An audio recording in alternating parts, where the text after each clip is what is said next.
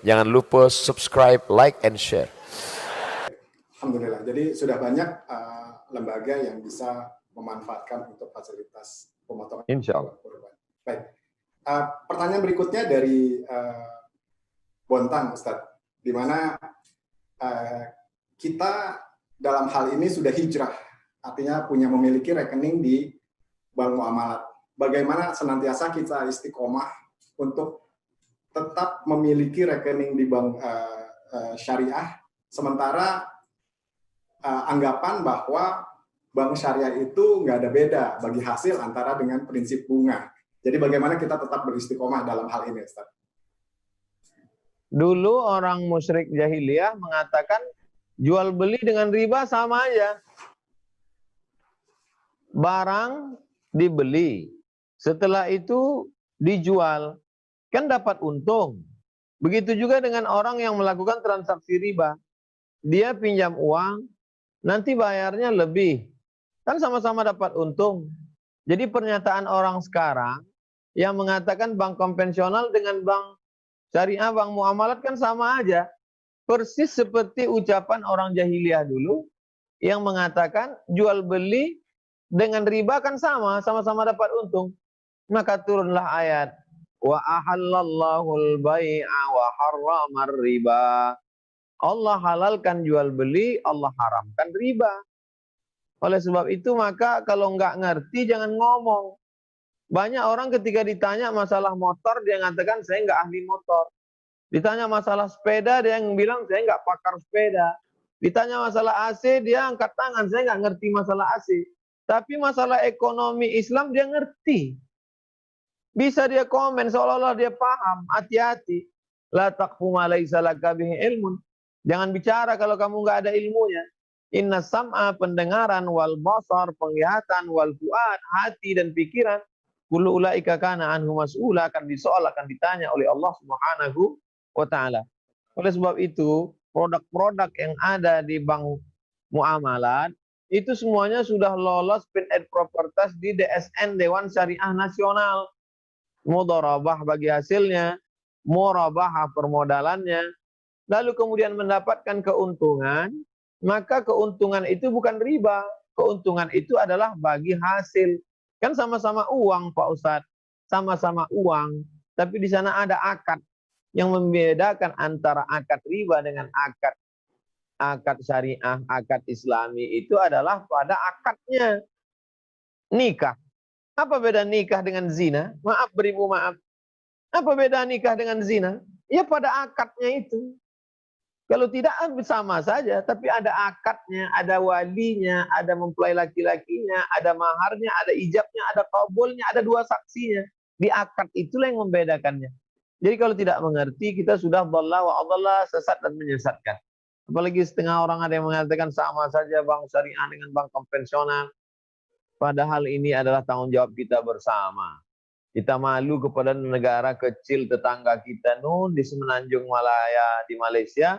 Saya diundang ceramah di Bank Rakyat di Kuala Lumpur. Bank Rakyat. Saya curiga ini jangan-jangan bank konvensional nih kok saya diundang ke sini.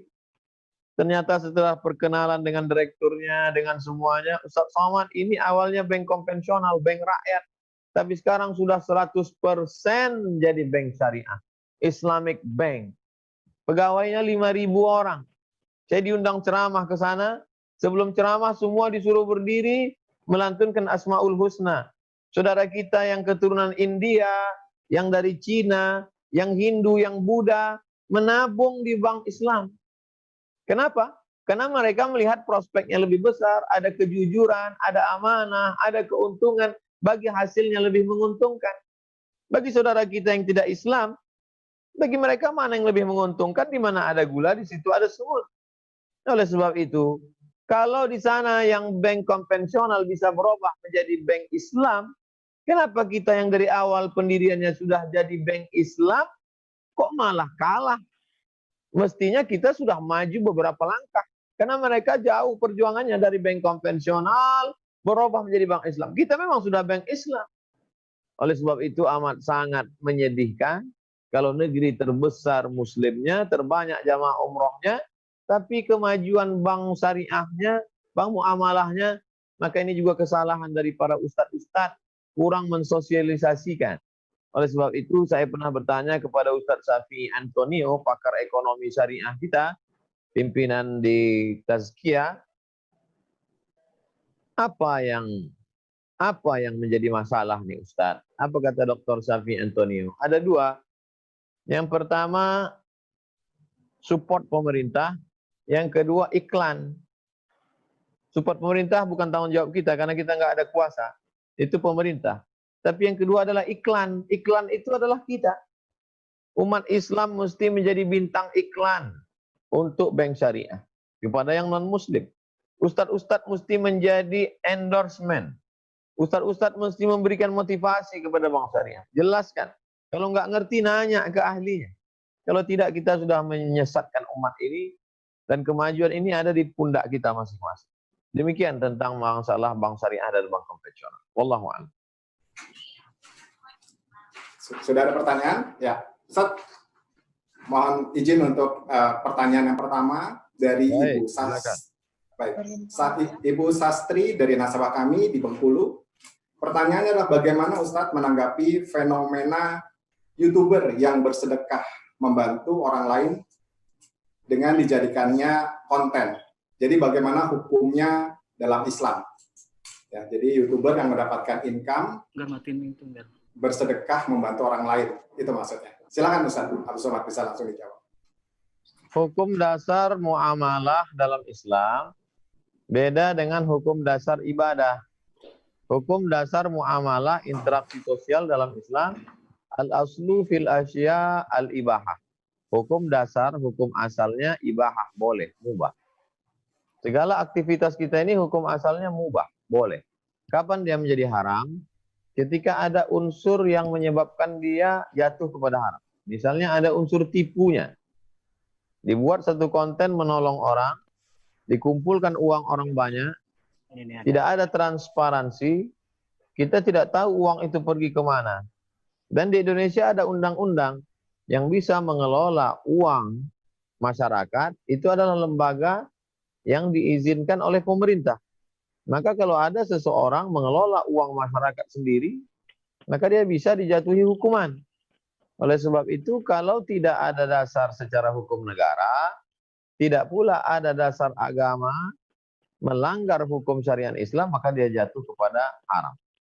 Adapun orang yang mengumpulkan uang masyarakat, belas kasihan masyarakat, lalu kemudian dia serahkan, dia hanya sekedar pengumpul, menjadi jembatan. Kami misalnya di Pekanbaru, ada orang yang kaya yang sibuk sampai tidak pernah ketemu orang miskin. Tapi ada pula orang miskin susah melarat, saking susahnya tidak bisa ketemu dengan orang kaya. Maka mesti ada jembatan.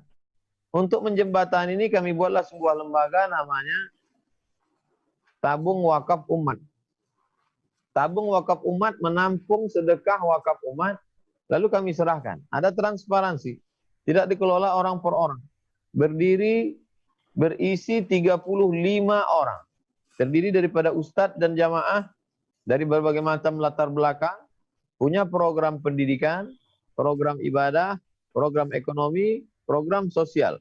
Bisa diaudit. Kalau masyarakat tidak percaya, kirimkan auditor. Bisa diaudit. Dan terdaftar di Menhukham, Kemenhukham, Akta Notaris. Jadi secara hukum negara legal dan secara hukum agama juga dia sebagai lembaga wakaf, infak, sedekah yang menyalurkan uang umat. Dan kita tak ada tipu-tipu. Nah, bila terjadi penipuan, maka secara hukum fikih haram, masyarakat mengadu kepada pemerintah, nanti kemudian Bapak polisi menangkap, dituntut oleh jaksa, Pak Hakim mempertimbangkan dijatuhkan hukuman untuk memberikan efek jera kalau terjadi penipuan. Tapi kalau tidak, maka ini motivasi bagi umat. Apalagi YouTuber yang isinya sampah, yang tidak ada pesan akhlak, tapi banyak follower, banyak penonton. Kita tidak tahu apa yang dicari sebenarnya.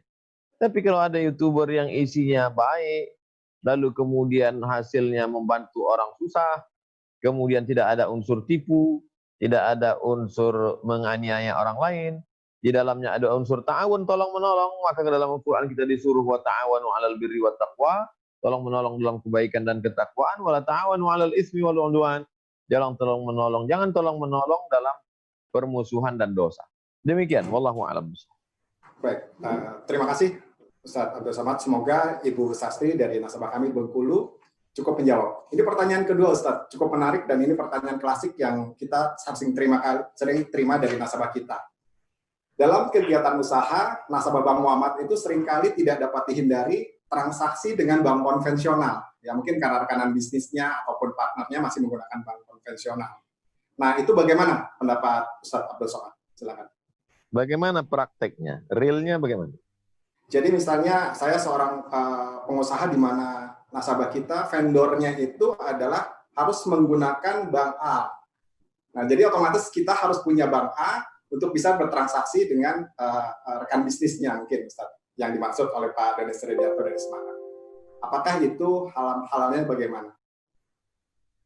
Kalau bank konvensional itu hanya sebagai jembatan alat transaksi, mentransaksi uang menggunakan bank konvensional, karena tidak memungkinkan.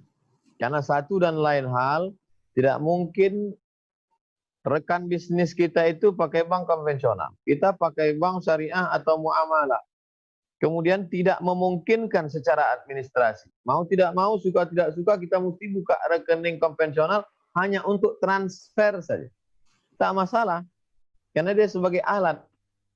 Lalu kemudian kalau ada bunganya, di bunganya tidak boleh diambil, dimanfaatkan. Fatwa Syekh Yusuf Al-Qardawi dalam fikih fatwa mu'asirah, fatwa-fatwa masalah kontemporer, bunga dari bank konvensional itu diambil, jangan ditinggalkan di bank, diambil, diserahkan ke masalih ammah, lembaga yang dinikmati orang banyak. Seperti untuk masjid, panti jompo, panti yatim, fakir miskin, du'afa. Bukan orang per orang. Jangan sampai dinikmati, dimakan, dibelikan pakaian, dibelikan mobil, ganti ban, dan lain sebagainya. Tidak boleh ada unsur pribadi mengambil manfaat. Adapun menyimpan uang, maka tetap di bank muamalat. Menyimpan ataupun investasi, mudharabah bagi hasil, murabahah permodalan dan lain sebagainya, tetap melalui bank muamalat. Ini kalau terbentur dalam masalah transfer dan lain sebagainya yang sifatnya teknis dengan rekanan bisnis, mesti tak jadi tidak, mesti pakai bank konvensional. Demikian sikap kita. Wallahu a'lam. Baik, Ustaz. Jadi untuk alasan transaksional mungkin masih bisa dimudahkan.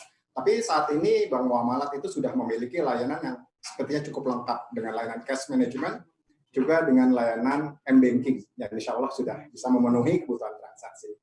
Baik, Ustaz, pertanyaan satu lagi, karena kita jelang Idul Adha di situasi masa pandemik. Kita sudah melewati Idul Fitri di mana kita harus bersolat Id di rumah.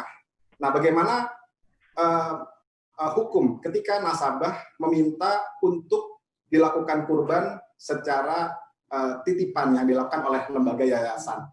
Karena sebagai anjuran bahwa dengan di tengah social distancing saat ini tidak bisa menghadiri langsung, bahkan menyembelih langsung. Silakan, Ustaz.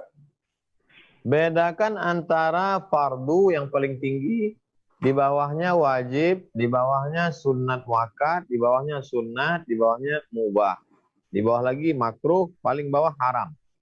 Fardu, wajib, sunat muakkad, sunat, mubah, haram.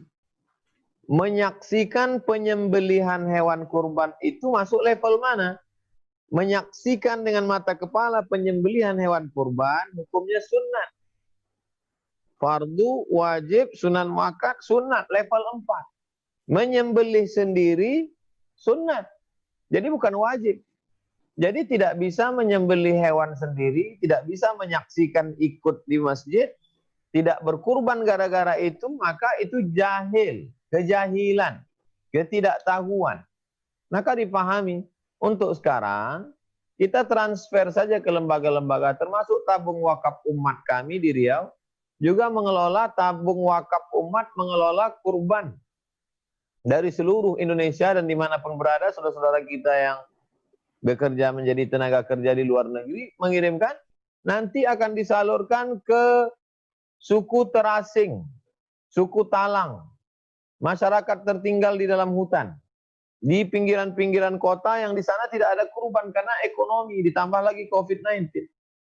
Tapi saya tidak menyaksikannya, saya tidak motong, saya tidak membagi, pahalanya sampai.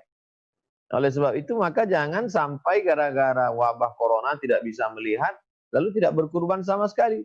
Silakan berkurban untuk dirinya, untuk istrinya, untuk anaknya, untuk keluarganya yang sudah meninggal, untuk bapaknya, untuk ibunya. Kalau perlu satu sapi dia, istrinya, anaknya, menantunya, cucunya, almarhum ayahnya, almarhum ibunya. Untuk 7 orang. Serahkan 1 ekor sapi, disembelih oleh lembaga yang terpercaya amanah, dikirimkan ke perkampungan, lebih bermakna. Ini masalah Idul Adha pada wabah COVID-19, tidak bisa melihat, tidak bisa motong sendiri, kurbannya tetap sah karena melihat dan motong sendiri itu hukumnya sunnah. Demikian.